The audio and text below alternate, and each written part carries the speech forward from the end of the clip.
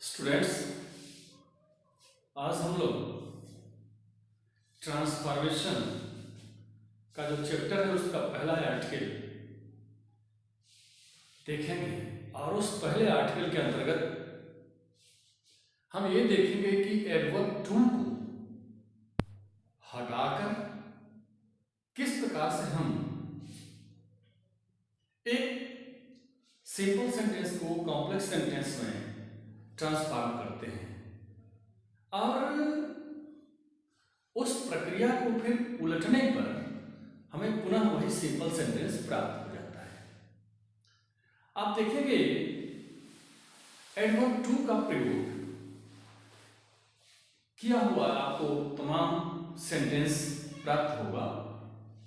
आप adverb to को हटाएंगे और जब टू को हटाएंगे तो नया सेंटेंस प्राप्त होगा जिसमें दो क्लॉजेस, एक क्लॉज में सो और दूसरे में दैट और कैनॉट प्राप्त होगी। जो सो वाला पार्ट रहेगा वह सो वाला पार्ट तो हमेशा रहेगा, लेकिन जो कैनॉट है वह कैनॉट यदि सेंटेंस हमारा पास्ट टेंस में है तो वह कुड नॉट भी होगा।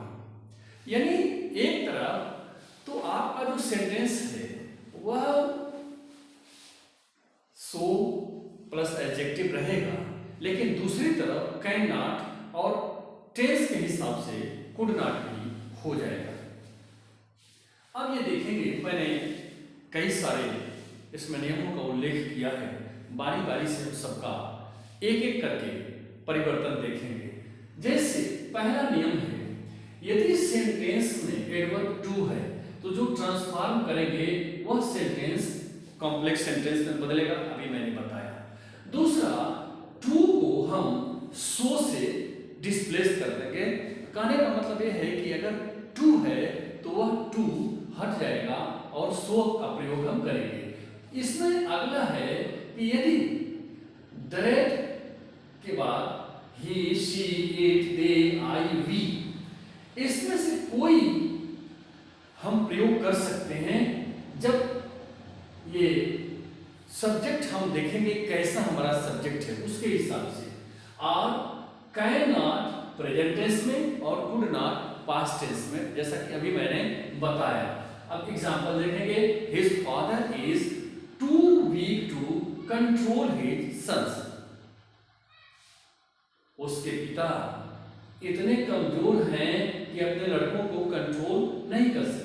His father is so weak, adjective के पहले so आ गया है, और that he cannot control his sons, ये दूसरा ही cannot control his sons।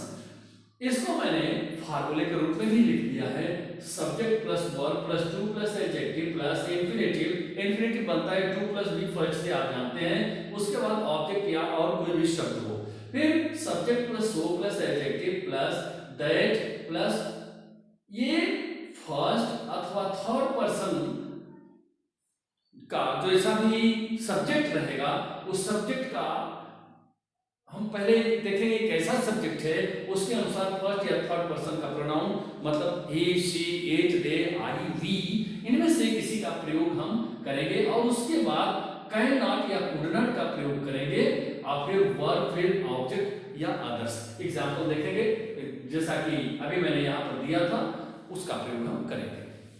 अब अगर सेंटेंस आपका पैसिव वॉइस में है, अगर दिया हुआ सेंटेंस पैसिव वॉइस में है तो जो ट्रांसफॉर्म करेंगे वह सेंटेंस भी पैसिव वॉइस में ही रहेगा। एग्जांपल देखेंगे, the house is too costly to be purchased. To be purchased का मतलब वह जो है पैसिव वॉइस में है, तो अब उसको पैसिव वॉइस में ही बनाएंगे। The house is so costly that it can not be purchased. इस प्रकार से आपने इसको बनाया है, कैन नॉट बी परचेज्ड। अगर यह पास्ट में होता तो कुड नॉट बी परचेज्ड का इस्तेमाल आप करते। अब देखेंगे दूसरा नोट है कि not is used away, do, does, will etcetera. Not का प्रयोग करते हैं, डू, डज या विल रहेगा उसके साथ। जैसे हम he is too proud to listen to anybody. वह इतना अहंकारी है कि किसी को सुन नहीं सकता। He is so proud that he doesn't listen to anybody. He doesn't listen to anybody. He is so proud that he doesn't listen to anybody. इसके बाद अगला नियम है, यदि इंफिनिटिव जो टू के बाद इंफिनिटिव लगाते हैं वह निगेटिव है, तो जो हम ट्रांसफॉर्म करेंगे जो सेंटेंस, वहां पर हम निगेटिव का प्रयोग नहीं करेंगे। आपने अभी देखा कि अगर जो हमारा सेंटेंस प्राप्त है, जैसे वह सेंटेंस यहां निगेटिव है, जैसे he is too intelligent not to solve all the problems। अगर ये ऑलरेडी नेगेटिव में है, तो जब हम इसको ट्रांसफॉर्म करेंगे, जब हम इसको बदलेंगे, उस दशा में हम पॉजिटिव कर देंगे। कहने का मतलब वो इंफिनिटिव के साथ जो नेगेटिव है उसका इस्तेमाल हम नहीं करेंगे, और ये हो जाएगा he is so intelligent that he can solve all the problems। अब यहां इस सेंटेंस पर देखिए और फिर यहां इस सेंटेंस पर विचार कीजिए। यहां पर नॉट लगा है, कैन नॉट, लेकिन यहां पर ये कैन के बाद नॉट नहीं लगा है। यही नियम मैंने यहां पर बताया रखा है। अगला देखेंगे, यदि सब्जेक्ट जो सेंटेंस का सब्जेक्ट है वह इट से प्रारंभ होता है या किसी और बेजानदार चीज से प्रारंभ होता है।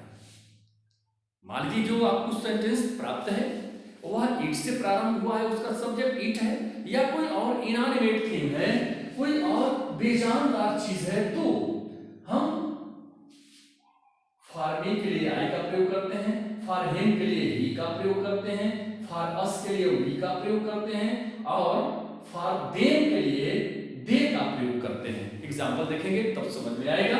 The tree is too high for me to climb। आप देख रहे हैं यहां पर ये for me आया है। The tree is too high for me। आपने ये लिखा है कि for me के लिए I का प्रयोग करेंगे। इस दशा में आप देखेंगे The tree is too high for me that, ये too high नहीं, यहां पर so high हो जाएगा। The tree is so high for me that I cannot climb। The tree is so high, the tree is so high that I cannot climb। अगला देखेंगे rule, कुछ ऐसे सेंटेंस आते हैं जिसमें फॉर और नाउन, फॉर और नाउन आता है किसके स्थान पर, इंफिनिटिव के स्थान पर। अभी आपने देखे हैं too weak to walk, too weak to control, इस तरह से इंफिनिटिव आया है। लेकिन कुछ ऐसे भी सेंटेंसेस आते हैं जहां पर इंफिनिटिव का प्रयोग नहीं रहता है। ऐसी दशा में आप क्या करेंगे, ये देखिए, ऐसी दशा में हम ट्रांसफॉर्म करते हैं इस प्रकार से, जैसे हर sorrow is too deep for tears। उसका दुख इतना गहरा है, इतना गहरा है कि उसके दुख को हम आंसुओं में व्यक्त नहीं कर सकते। तो इस तरह के सेंटेंसेज आते हैं, तो उनको हम कैसे बदलते हैं, हर sorrow is so deep that it cannot be expressed in tears। अब ये थोड़ा सा कॉमन सेंस, आप कहने का विवेक, कहने का मतलब है कि आप थोड़ा अपनी ओर से जोड़ेंगे वहां। अगर इस तरह की परिस्थिति आती है तो केवल TOO है और फॉर है और कोई और नाउन है, तो उसको ऐसे बना लेंगे। अगला नियम है, यदि कोई एडजेक्टिव है टू के बाद लेकिन इंफिनिटिव नहीं है, तो ऐसे सेंटेंसेस में हम एक्सट्रीमली का प्रयोग करते हैं या फ्रेज लगाते हैं बियॉन्ड प्रॉपर लिमिट। जैसे he is too eager for praise, तो too eager for praise आ गया है। ऐसे सेंटेंस को हम या तो ओवर का प्रयोग करेंगे या एक्सट्रीमली का प्रयोग करेंगे। जैसे he is too eager for praise, he is over eager for praise, और अथवा he is eager for praise beyond proper limit। अगर मान लीजिए कोई ऐसा सेंटेंस है जैसे हम कहें the tea is too hot, the tea is too hot हो जाएगा the tea is hot beyond proper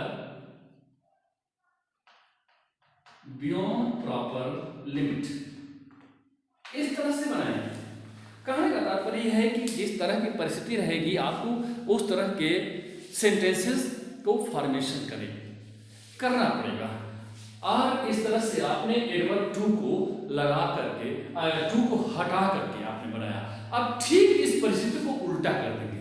जब उल्टा कर देंगे तो पहला सेंटेंस प्राप्त होगा। अब जैसे मान लीजिए कि ये his father is so big that he cannot control his sons, तो इसको हम उल्टा कर देंगे। ये स्ट्रक्चर को हम उल्टा कर देंगे, ये स्ट्रक्चर हमें प्राप्त हो जाएगी। एक्सरसाइज करेंगे, सारी चीजें क्लियर हो जाएंगी। यदि कोई दिक्कत रहेगी, आई एम ऑलवेज अवेलेबल। आज का लेक्चर अवश्य है। That's all, thank you.